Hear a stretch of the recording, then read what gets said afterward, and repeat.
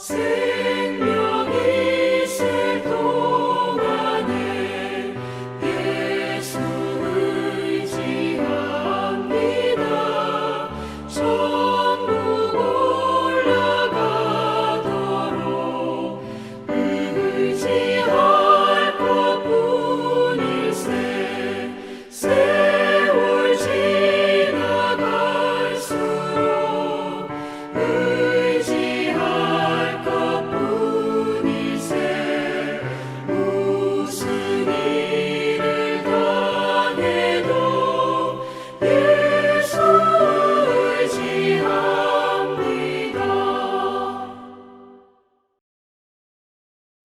오늘 우리에게 주신 하나님의 말씀은 마태복음 15장 21절에서 28절까지의 말씀입니다.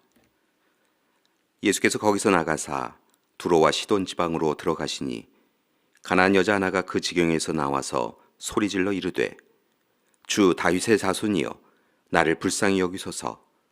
내 딸이 흉악하게 귀신 들렸나이다 하되 예수는 한 말씀도 대답하지 아니하시니 제자들이 와서 청하여 말하되 그 여자가 우리 뒤에서 소리를 지르오니 그를 보내소서.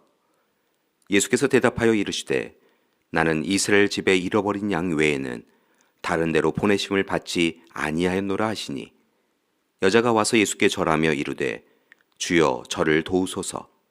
대답하여 이르시되 자녀의 떡을 취하여 개들에게 던짐이 마땅하지 아니하니라. 여자가 이르되 주여 올소이다마는 개들도 제 주인의 상에서 떨어지는 부스러기를 먹나이다 하니 이에 예수께서 대답하여 이르시되 여자여 내 믿음이 크도다. 내 소원대로 되리라 하시니 그때로부터 그의 딸이 나으니라. 아멘. 한 어머니가 예수님을 찾아와 흉악한 귀신이 들린 자기 딸을 고쳐달라라고 애원합니다. 그런데 정작 주인공이라고 할 수 있는 그녀의 딸은 본문 말씀 어디에도 나타나지 않습니다. 단지 병든 딸은 그녀의 어머니가 예수님을 찾아와서 간절히 청하는 시간에 여전히 집에 머물고 있었습니다.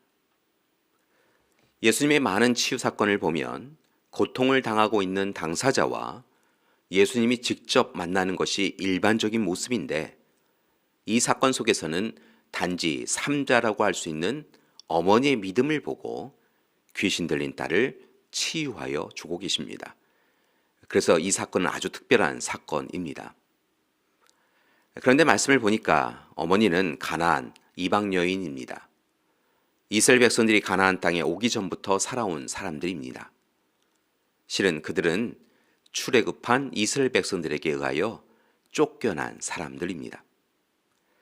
따라서 유대인 남성인 예수님과 가나안 여인은 좋은 관계일 수는 없었습니다.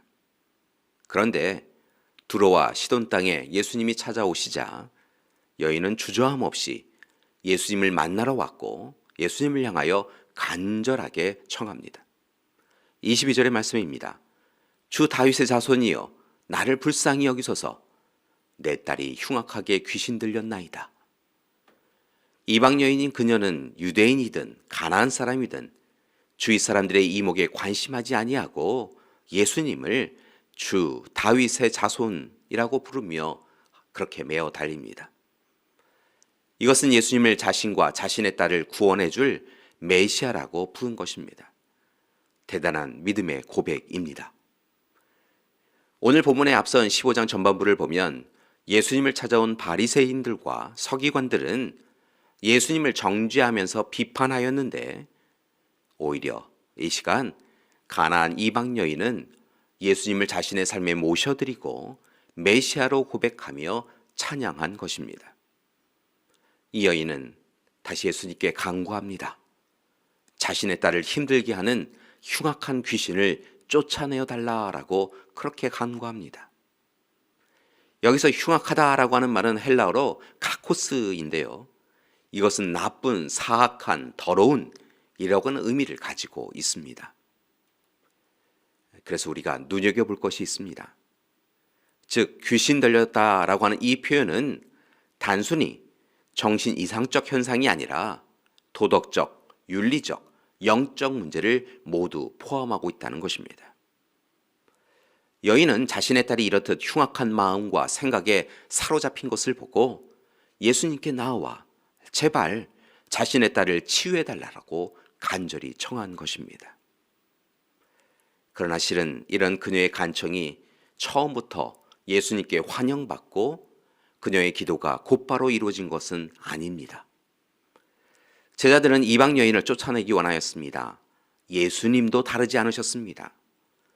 24절의 말씀을 보니까 나는 이스라엘 집에 잃어버린 양 외에는 다른 데로 보내심을 받지 아니하였다라고 이야기하십니다.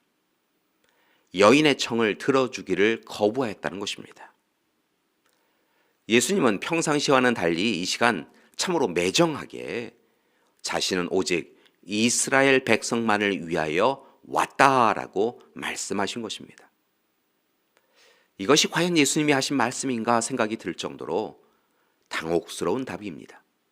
전혀 예수님답지 않습니다.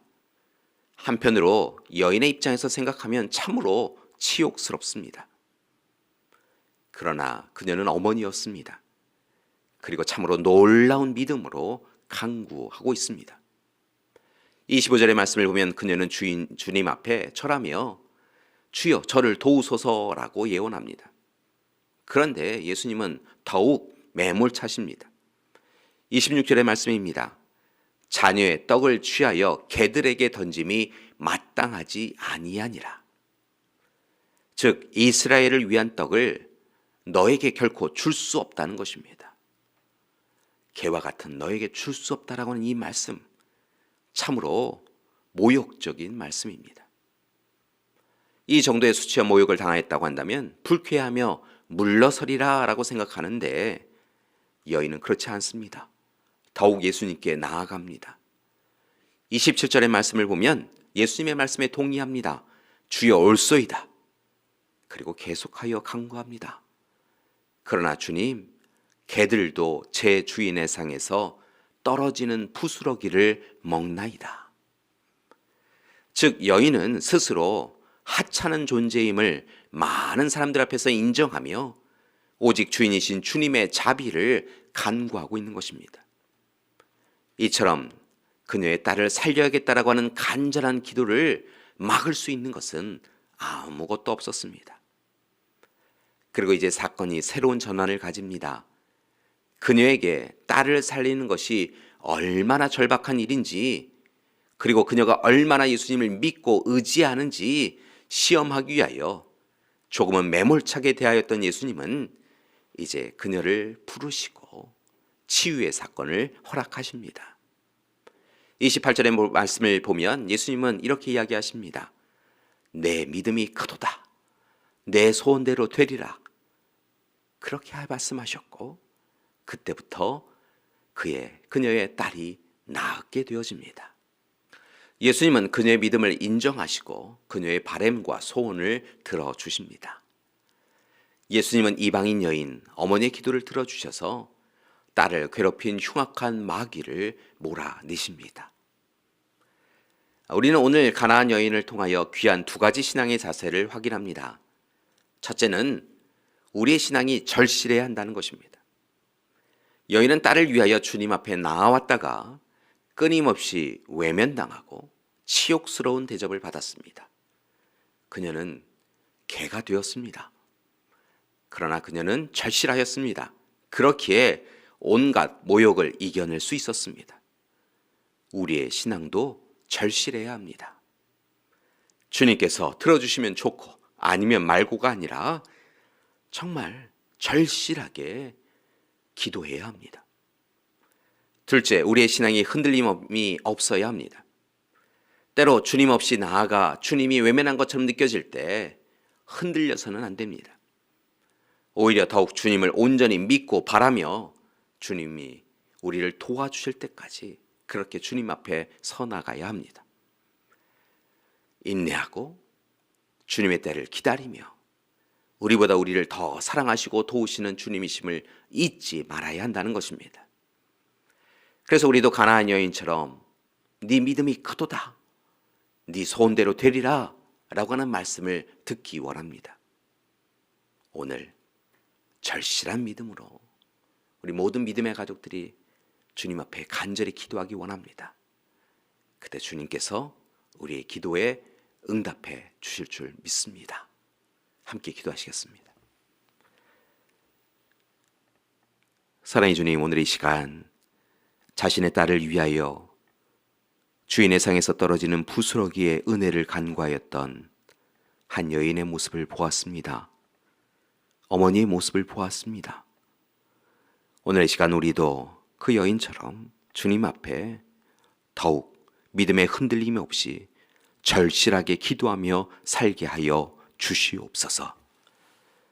이제는 우리 주 예수 그리스도의 은혜와 하나님의 사랑하심과 성령님의 돌보시고 도우시는 귀한 역사가 오늘 이 시간 더욱더 주님 앞에 간절한 믿음으로 주님 앞에 절실하게 기도하며 살아가기로 작정하는 우리 믿음의 가족들 위해 지금부터 영원토록 함께 하시기를 간절히 축원하옵나이다. 아멘.